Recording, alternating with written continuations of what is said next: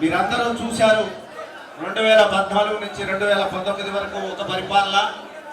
2019 నుంచి 2024 వరకు ఈనాటి వరకు ఉన్నటువంటి పరిపాలన. పేదవాళ్ళకి అండగా ఉంటామని చెప్పి, రైతుల్ని రాజులు చేస్తామని చెప్పి రెండు ప్రభుత్వాలు మోసం చేసి ప్రజల్ని ఓట్లు వేయించుకున్నటువంటి పరిస్థితి కూడా మనం గమనించాం. మరి ఆనాడు 2004, 2009, 2009 రెండు సార్లు కూడా దివంగత మహానేత రాజశేఖర రెడ్డి గారు అటు కేంద్రంలోనూ ఇటు రాష్ట్రంలోనూ ఒంటి చేత్తో పేదలకి, సామాన్యులకి, రాష్ట్ర ప్రజలకి వాగ్దానాలు చేసి అధికారంలోకి కాంగ్రెస్ పార్టీని తీసుకొచ్చినటువంటి సంగతి మనందరికీ తెలిసిందే. ఆ రోజుల్లో రాజశేఖర రెడ్డి గారి పరిపాలనలో ఈ రాష్ట్రంలో ఒక సువర్ణ పరిపాలన జరిగింది.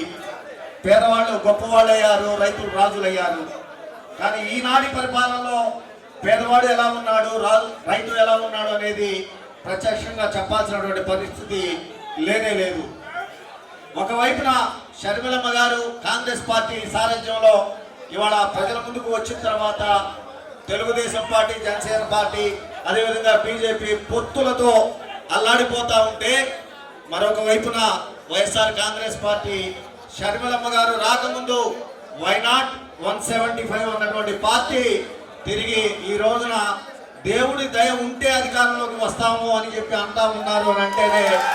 షర్మిలమ్మ గారి పట్ల, కాంగ్రెస్ పార్టీ పట్ల పేదవాళ్ళు, ఈ రాష్ట్రంలో ఉన్నటువంటి రైతులు, మహిళలు అందరూ కూడా ఎంత ఆసక్తితో ఎదురు చూస్తూ ఉన్నారు అనేది గమనించమని చెప్పి కోరుకుంటూ, తిరిగి 2004, 2009 రెండు సార్లు ఎలా అయితే దివంగత మహానేత రాజశేఖర రెడ్డి గారిని, కాంగ్రెస్ పార్టీని ఆ రోజున ప్రజలందరూ కూడా ఆశీర్వదించారో, అదేవిధంగా రేపు జరగబోయే 2024 సార్వత్రిక ఎన్నికల్లో కాంగ్రెస్ పార్టీని ఇటు రాష్ట్రంలోనూ అటు కేంద్రంలోనూ తిరిగి అధికారంలోకి తీసుకురావడానికి, రాహుల్ గాంధీ గారిని ప్రధాని చేయడానికి, ఈ ఆంధ్ర రాష్ట్రానికి తొలి మహిళా ముఖ్యమంత్రిగా షర్మిలమ్మ గారిని చేసుకోవడానికి మనందరం కూడా కలిసికట్టుగా పనిచేయాలని చెప్పి తెలియజేసుకుంటూ, అందరం కూడా చిన్నప్పుడు చెప్పుకునే వాళ్ళం, గతంలో మాట్లాడుకునే వాళ్ళం, అతి పవిత్రమైనటువంటి గుర్తు హస్తం గుర్తు అని చెప్పి, అలాంటి హస్తం గుర్తుని తిరిగి ప్రజలందరిలోకి తీసుకొని వెళ్ళి ఊరు వాడ అందరికీ చెప్పి రాజశేఖర రెడ్డి గారి నిజమైనటువంటి వారసురాలు,